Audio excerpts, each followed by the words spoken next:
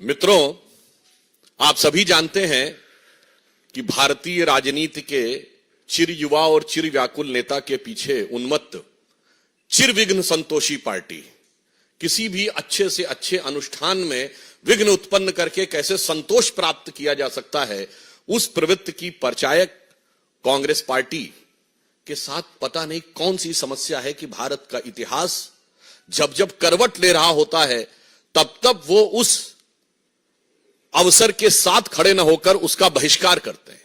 अभी हाल में आपने देखा, चंद महीने पहले की बात है, पिछले वर्ष की, नई संसद भवन के उद्घाटन का बहिष्कार किया। भाई, नई संसद भवन 150 वर्षों तक चलेगी, इसका भारतीय जनता पार्टी अथवा प्रधानमंत्री श्री नरेंद्र मोदी जी से तो कोई मतलब नहीं है। उस ऐतिहासिक अवसर का बहिष्कार किया, जबकि उल्लेखनीय यह है कि अंग्रेजों के जमाने की संसद का बहिष्कार नहीं हुआ था वायसराय के टाइम में। जीएसटी लागू हुआ, भारत के कर संरचना में, टैक्स स्ट्रक्चर में ऐतिहासिक पैराडाइम शिफ्ट हुआ, उसका बहिष्कार किया। G20 अभी अभी हुआ, पहली बार ऐसा हुआ कि 20 राष्ट्राध्यक्ष और वो दुनिया के सबसे शक्तिशाली 20 देशों के राष्ट्राध्यक्ष भारत में आए। क्योंकि मैं पुनः विनम्रता से कह दूं कि नॉन अलाइन समिट भी हुआ था, पर नॉन अलाइन समिट उस समय वर्ल्ड का पावर सेंटर नहीं माना जाता था, and G20 is considered as a power centre.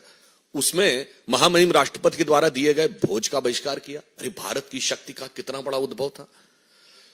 हमारे पूर्व राष्ट्रपति रामनाथ कोविंद जी और द्रौपदी मुर्मू जी के अभिभाषण का बहिष्कार किया, जबकि वो हमारे राष्ट्र के प्रथम नागरिक हैं, परंतु ये एक संयोग की बात थी। देखिए, एक अनुसूचित जाति से थे, एक अनुसूचित जनजाति से थी, इसके बावजूद आपने बहिष्कार किया, और अभिभाषण का बहिष्कार करके आपको मिलना क्या था, यह भी बहुत स्पष्ट था।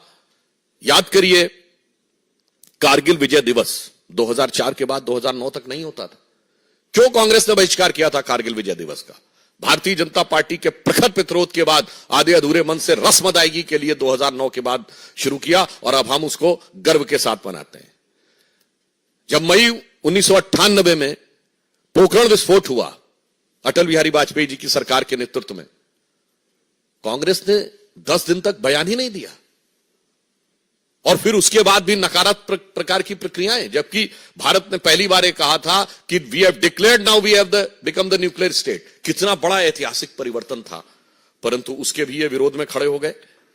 और तो और, पूर्व राष्ट्रपति प्रणब मुखर्जी जी, जो आप ही की पार्टी के थे, उनके भारत रत्न समारोह का बहिष्कार कर दिया।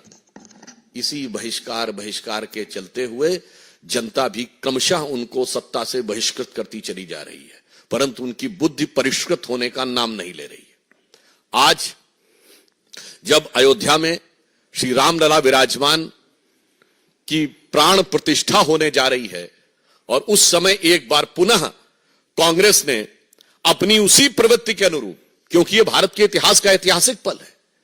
यदि आजादी 800 साल की गुलामी के बाद हमें मिली थी 1947 में, यद्यपि कांग्रेसी कहते हैं 200 साल की गुलामी, हम कहते हैं 800 साल की गुलामी, तो ये 500 साल के संघर्ष के बाद भारत का वह स्वाभिमान उभर कर सामने आने जा रहा है, जिसके के लिए सरदार पटेल ने कहा था सोमनाथ मंदिर की प्राण प्रतिष्ठा के समय कि जब जब भारत स्वतंत्र हुआ था तो सोमनाथ की अट्टालिकाओं ने आकाश को छुआ था।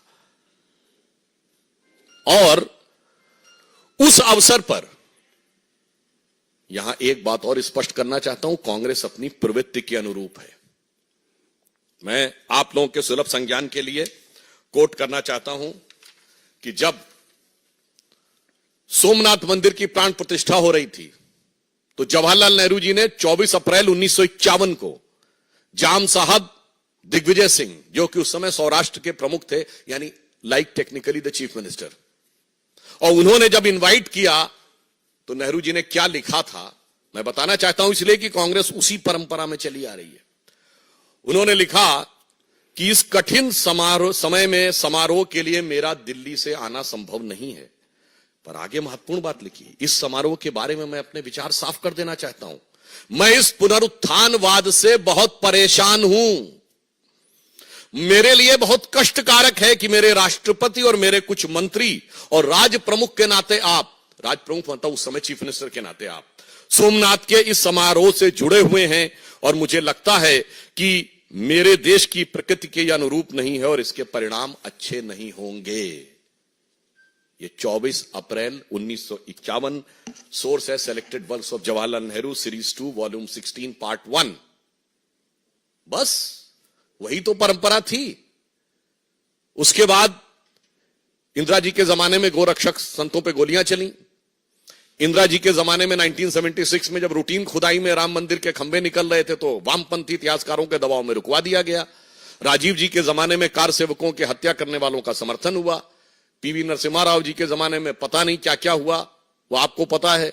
और सोनिया जी के जमाने में आते आते राम काल्पनिक होने का हलफनामा तक हो गया। यानी ये बहुत साफ है कि यह प्रवृत्ति जो आज कांग्रेस ने दिखाई है एक मौका था कि आज आप अपने को बदल कर दिखा सकते थे, परंतु आपने ऐसा नहीं किया।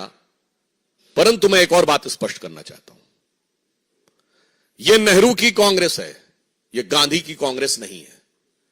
क्योंकि महात्मा गांधी का तो राजनीतिक दर्शन था राम राज्य। महात्मा गांधी का नित्य का भजन था रघुपति राघव राजा राम। महात्मा गांधी की समाधि पे लिखा हुआ है हे राम। और आज उस राम राज्य की प्राण प्रतिष्ठा का प्रारंभ हो रहा है, श्री गणेश हो रहा है, और आप उसके साथ नहीं खड़े हैं। इसका मतलब बहुत साफ है कि ये गांधी की कांग्रेस और नेहरू की कांग्रेस का अंतर भी अब बिल्कुल साफ हो गया है।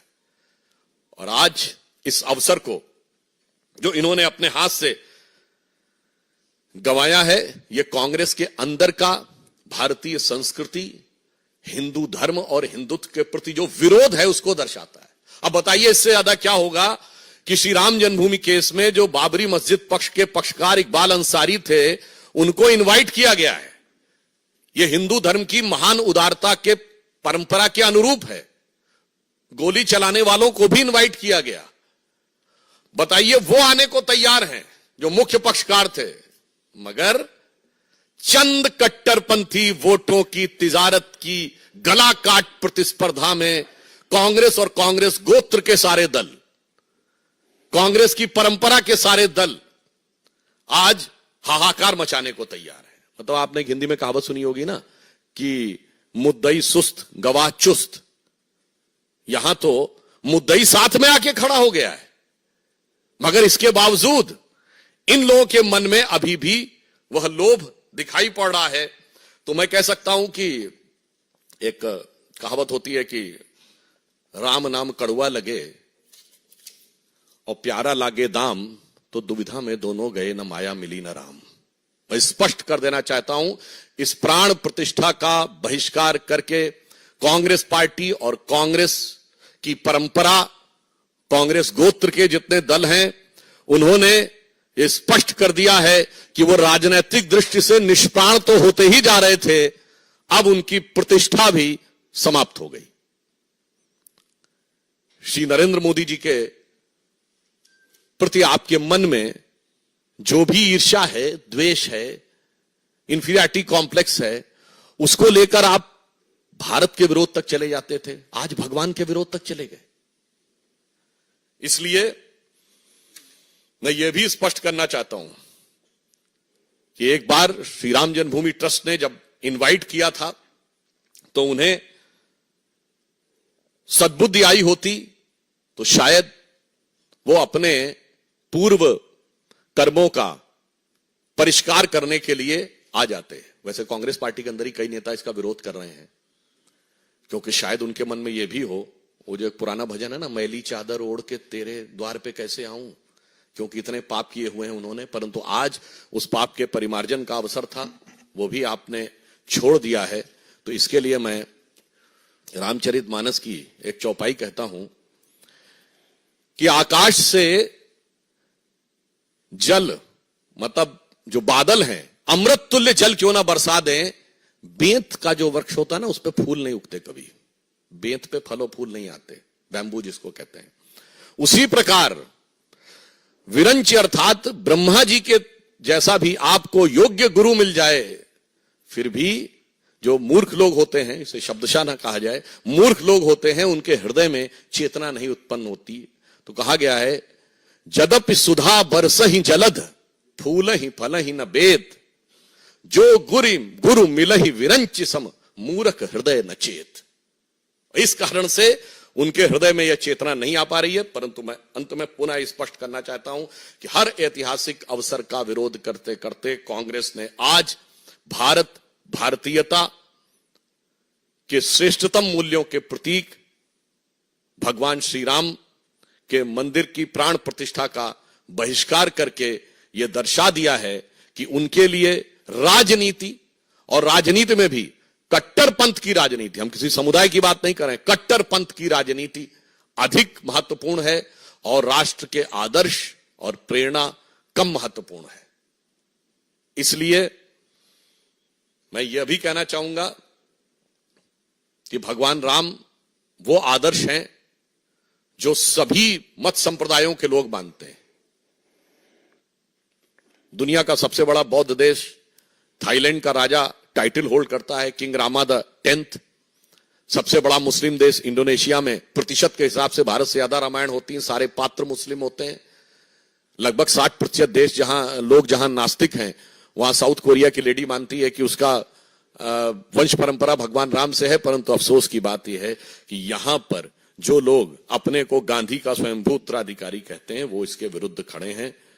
अफसोस की बात यह है कि आज तक उन्होंने अपने बाकी कर्मों के लिए कभी माफी नहीं मांगी है, मगर यहां पर उनको विरोध नजर आ रहा है।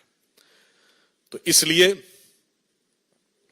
मैं स्पष्ट रूप से कांग्रेस से कहना चाहूंगा कि आप इसके द्वारा यह साफ स्पष्ट कर दीजिए कि अब आप अपने पुराने बयान पे कायम हैं कि नहीं। श्री पीवी नरसिम्हा राव ने दिसंबर 1992 में कहा था ना, वह तथाकथित मस्जिद दोबारा बनवाएंगे। वो बयान से तो बहिष्कार किया नहीं, अपना विड्रॉ किया नहीं, और इससे विड्रॉ कर रहे हैं। यह दर्शाता है कि कांग्रेस के अंदर की मूल प्रवृत्ति क्या है। धन्यवाद। देखिए, यह आयोजन श्री राम जन्मभूमि ट्रस्ट के द्वारा हो रहा है, और भगवान के द्वार पर अपना पराया किसको नजर आता है? भगवान के द्वार पर इस दल और उस दल का कौन नजर आता है? परंतु हमने तो कभी नहीं कहा कि श्री राम जन्मभूमि के विरोध में आपके नेता वकील का चोला ओढ़कर खड़े होते थे। इसलिए इसका किसी संगठन विचार से कोई मतलब नहीं। यह भारतीय संस्कृति, भारतीय परंपरा के श्रेष्ठतम मूल्यों का प्रतीक है। इसलिए इसके बारे में वो करना सिर्फ एक बहाना ढूंढना है। जैसे किसी को कोई कार्य न करना हो तो वो बहाना ढूंढता है कि किस आधार पे हम इस चीज के में अवरोध उत्पन्न करें। तो चूंकि ये सदा सर्वदा से अवरोध उत्पन्न करते रहे थे, तो अंतिम समय पे भी कुछ ना कुछ विघ्न उत्पन्न करने का प्रयास कर रहे हैं। परंतु आप आश्वस्त रहिए, महान भारत की विकास यात्रा की प्राण प्रतिष्ठा मोदी जी के नेतृत्व में हो चुकी है, और अब भारत के सांस्कृतिक उत्थान और सांस्कृतिक गौरव की प्राण प्रतिष्ठा और सांस्कृतिक स्वाभिमान की प्राण प्रतिष्ठा श्री राम जन्मभूमि ट्रस्ट के द्वारा, इस कार्यक्रम के द्वारा हो रही है।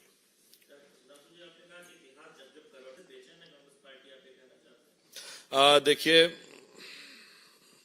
ऐसा है कि एक चौपाई है, सकल पदार्थ हैं जगमाही, कर्महीन नर पावत नहीं। तो सभी अच्छे अच्छे अवसर संसार में उपलब्ध हैं, परंतु कुछ लोग जो अपने कर्म से हीन होते हैं, उन्हें प्राप्त नहीं होता। इसलिए हर ऐतिहासिक अवसर पर भागीदार बनने से कांग्रेस वंचित रहती है और उसका विरोधी के रूप में खड़ी हो जाती है। देखिए, ऐसा है कि कुछ लोग चंद विदेशी इतिहासकारों के द्वारा पढ़े गए इतिहास के से उनके दिमाग इतने भरे हुए हैं कि उसके लिए क्या कहा जाए। वैसे तो उनसे अगर पूछा जाए कि कौन सी किताब में लिखा है तो वो बता नहीं पाएंगे। तो उनके लिए मैं एक ही पंक्ति कहना चाहूंगा कि अपने वतन पर सदियों तक है रही हुकूमत गैरों की, लेकिन कुछ चेहरों पर अब तक धूल है उनके पैरों की। ये लोग उसी कैटेगरी के हैं।